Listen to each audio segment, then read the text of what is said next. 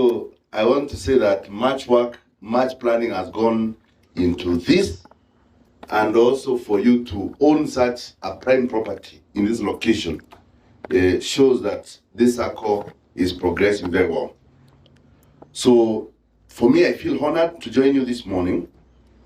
I bring to you greetings from my group managing director, Dr. Gideon Morioki, who is the CEO of Cooperative Bank. He has sent me with huge greetings to you, and to say that Kewisco Sacco is one of the shareholders of Cooperative Bank. Maybe some of you do not know, but you actually own Cooperative Bank. You have over 2 million shares in Cooperative Bank, and last year we were able to pay you a dividend of 1 shilling and 50 cents for every share held, and therefore we received almost 4 million in dividends from Cooperative Bank. I'm sure as the board continues leading you, you are going to see how you can enhance your shareholding in the bank, because the bank continues to be a very profitable bank, the third largest bank now in Kenya, with an asset base of over 670 billion.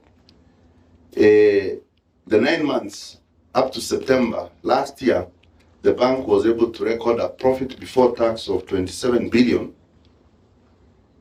And therefore, as the year came to an end on 31st, once the reports are out, I'm sure we will be able to report profits amounting to 30 billion plus, meaning that this year again in May, you are going to receive not less than the 4 million you received in dividends from Cooperative Bank.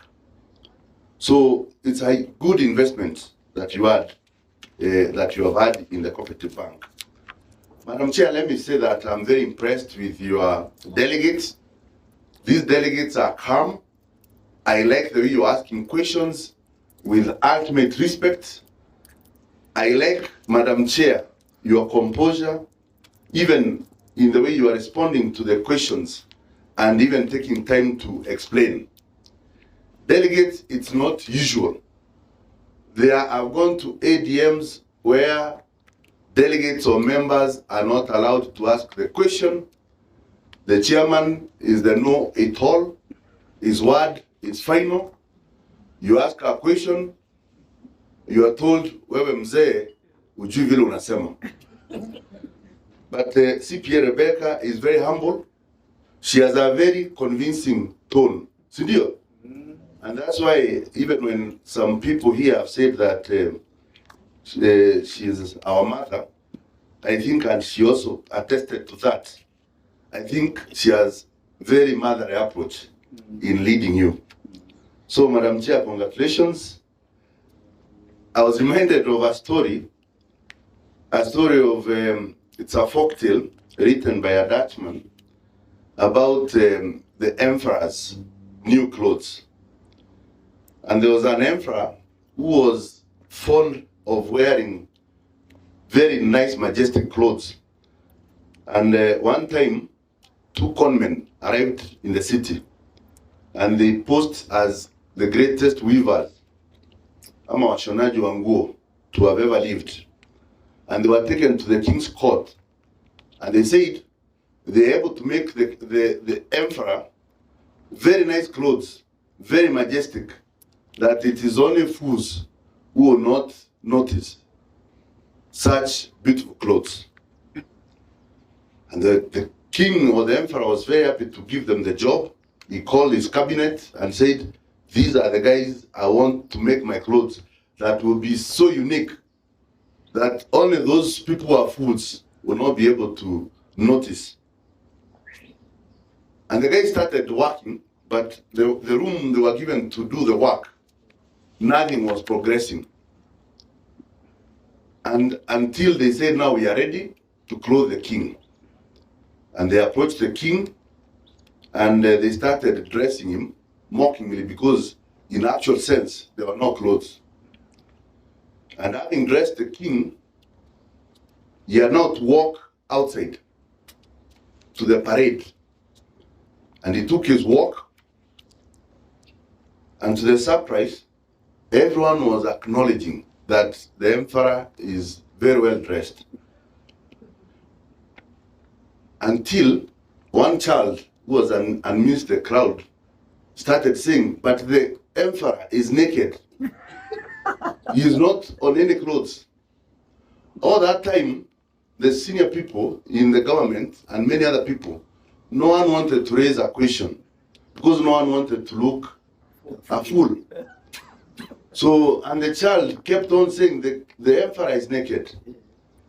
It is then that actually people started coming to their senses and saying, yes, it is true.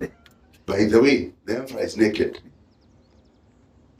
That story, Madam Chair, is reflective of the way I've seen you leading the circle, the meeting, not having your word as final, being able to explain to these members and the members being able to question, not taking everything that is written in the chairman's speech as gospel truth, questioning on what the FOSA is and what its role and importance to your circle it is.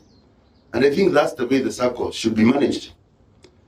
The pluralistic ignorance, as reflected in the story I've given, is something that has taken many people and generations backwards. So, as you gather today to celebrate yet another milestone for this great circle, I was reminded of a good hymn song that we sing, those who go to the church. There's a gentleman called Hotman, Johnson Hotman, and he has written very many beautiful hymn songs. Some of you know them. But there's one that says, I'm pressing on the upward way, new heights I'm gaining every day, still praying as I onward about, Lord, plant my feet on higher ground, Lord, lift me up and let me stand by faith on heaven's stable land, higher plane that I have found, Lord, plant me on higher ground. Those who sing can sing better. You people are gathered today. You have an ambition. You have done a new strategic plan. You want to go to the greater heights. I have heard people saying that there is another circle called Muito Circle that is penetrating in areas where all of us are supposed to be getting members. And I had this feeling that delegates and maybe the members are feeling very timid when they are going out there to market this great circle. You are feeling intimidated in the market. And I was reminded of the story of the 12 spies who are sent to spy on the land for the Israel people.